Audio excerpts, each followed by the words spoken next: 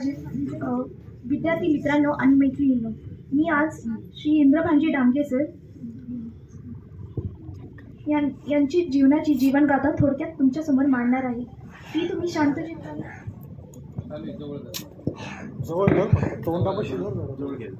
शांत चित्ताने ऐकावी अशी माझी नम्र विनंती.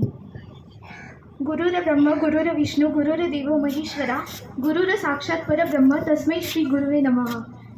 गुरु म्हणजेच ब्रह्म, गुरु म्हणजेच विष्णू, गुरु हे खऱ्या अर्थाने शंकराचे रूप आहे. इथे बसलेल्या माझ्या सर्व गुरुवर्यांना नमस्कार करून मी माझे भाषण सुरू करते. घर उभारल्यानंतर, पोटभर अन्न मिळाल्यानंतर माणूस कसा जगतो यावरून त्याची संस्कृती ठरवली जाते. घर उभारल्यानंतर, पोटभर अन्न मिळाल्यानंतर माणूस कसा जगतो यावरून त्याची संस्कृती ठरवली जाते.